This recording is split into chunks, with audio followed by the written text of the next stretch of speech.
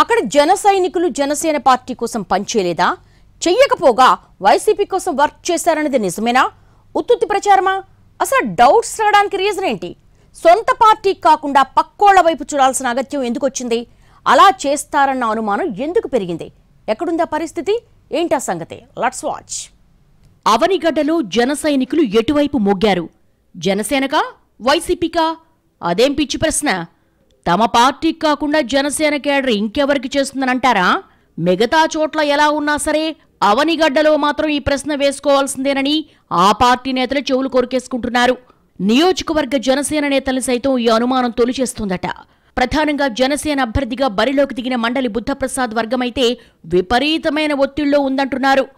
ముందు కాంగ్రెస్, ఆ తర్వాత టీడీపీ నుంచి అవనిగడ్డ నియోజకవర్గానికి ప్రాతినిధ్యం వహించారు మండలి బుద్ధప్రసాద్. మండలికి నియోజకవర్గం మీద పట్టుంది.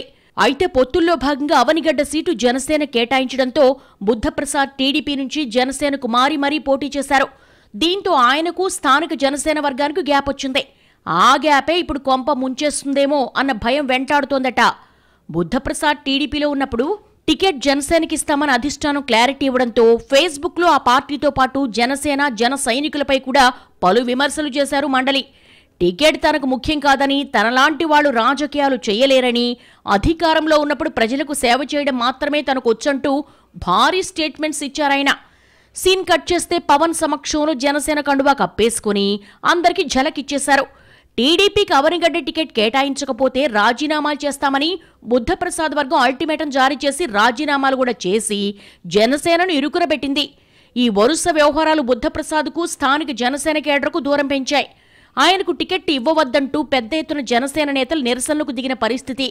ఒక దశలో రాజీనామాలు చేయడానికి కూడా సిద్ధమవడంతో పార్టీ పెద్దలు రంగంలోకి దిగి సర్ది చెప్పాల్సి వచ్చింది.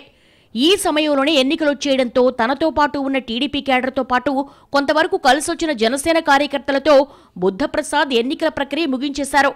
ఇప్పుడు తీరిగ్గా ఎవరెవరు పనిచేశారు, ఎవరెవరు చెయ్యలేదు అన్న లెక్కలు తీస్తున్నారట. పవన్ ఆదేశాల ప్రకారం తాము పార్టీ కోసం పనిచేశామని కేడర్ చెప్తున్నా బుద్ధప్రసాద్ వర్గం మాత్రం ఫలితాల రోజునే పూర్తి స్థాయిలో క్లారిటీ వస్తోందని అంటోందట. గతంలో ప్రజారాజ్యం సమయంలో గత ఎన్నికల్లో జనసేన పోటీ చేసినా ఇక్కడ పరాజయమే పలుకరించింది. ఇప్పుడు పొత్తులో కూడా గెలవకపోతే పార్టీకి ఇబ్బంది అనేది గ్లాస్ పార్టీ నేతల అభిప్రాయంగా తెలిసిందే. నమ్ముకున్నోళ్లు ఓటేశారా వేటేశారా అన్న తేలాలంటే జూన్ 4 దాకా వేచి చూడాల్సిందే.